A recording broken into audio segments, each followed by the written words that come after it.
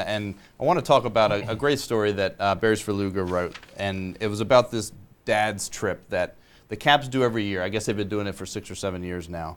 And it actually resulted in a win for the Caps, who had lost 7 in a row prior to that. But I want to talk about sort of the bigger picture of, what do teams do with family members? Do more teams do this? How unique is this to the Caps? And could it work in other sports, Mike? Oh, yeah. Jason Reed and I disagree that it could work in football.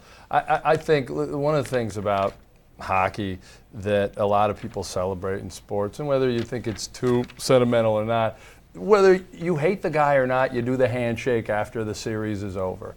And whether you, there's something about bringing your dad into a meeting, an evaluation meeting. Like Adam Oates let the dads in to see their sons critiqued on video.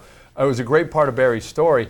I would love to. Can you imagine our parents coming in and watching us being evaluated? Like, you didn't turn in many columns on Deadline this year. I mean, I certainly wouldn't want that, but my dad would probably be thrilled to be able to do that. I mean, it was interesting. John Erskine's just to be a part of it. John Erskine's dad was saying like he was nervous when he got to announce the starting lineup. And a lot of these guys, it probably varies a little bit based on where they're from. But for some of these Canadian guys, Barry was saying, a bunch of them had never been to the Bell Centre, which is one of Canada's great cathedrals of hockey, and they're going to these places. They're fans in a way, and they're getting to experience it in a really cool kind of innocent way. I think it was really cool.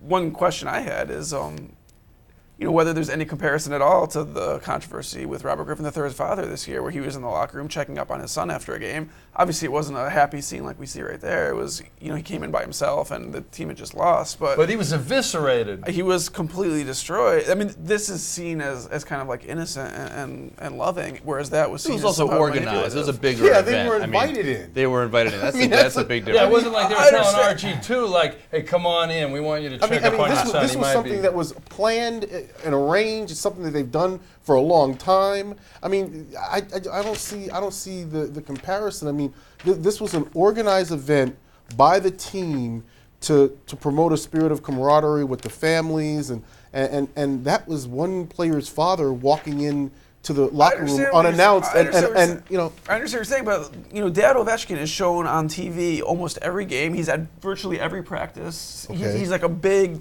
large presence around the team, and I just haven't seen the suggestion that this is damaging.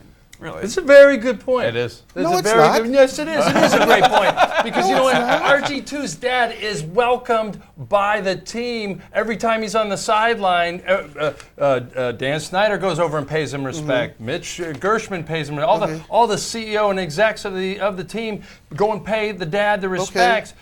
They enable him to come into the locker room, and to Dan's point, what is he doing? He's trying to be involved in his kid's life a little bit. But no. What's going on here?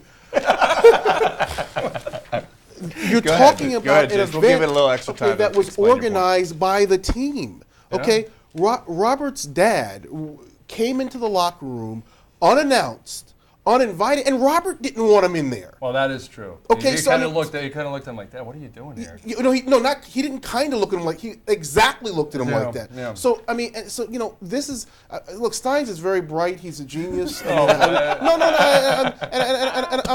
not a back. I mean, Steins knows. I think he's fabulous. There we go. And no, this is true. And the dude is worth whatever they pay him, and probably not. He probably doesn't make enough money, even though I know he makes a lot of money. Yeah, I agree with that. But my my point is, I think he's completely wrong on this one because these are not comparable situations. This is now. You know what would be comparable if the Redskins organize a dad event. Sure. And all the dads came in, and Mike Shanahan and now it'll be Jay Gruden sat down there and broke down tape of what they did in the last game. That would be comparable. I want the Wizards to organize a parent event and have like they should have done it several years ago. JaVale McGee's mom. Oh, that would be good. that would have been good. One other thing I liked about it in comparison with football specifically is that obviously it's not traditional to have fathers in there, and I think previous coaches haven't done that while they're actually talking strategy, but I think it sort of speaks to the point that this is not a state secret here, that you can allow a 50-year-old father of a player to see something. But in the NFL, they look at it as a paramilitary organization. Yeah, well, you're right. And for those coaches, and I totally agree with Steins is right on this one. He's wrong on all the other stuff, but he's right on this. But in the NFL, it would never fly. You would never have this. I just love the scene of Ovechkin's dad pouring the shots of vodka for everybody, and then the Caps scoring a goal shortly after that. There's karma awesome. there.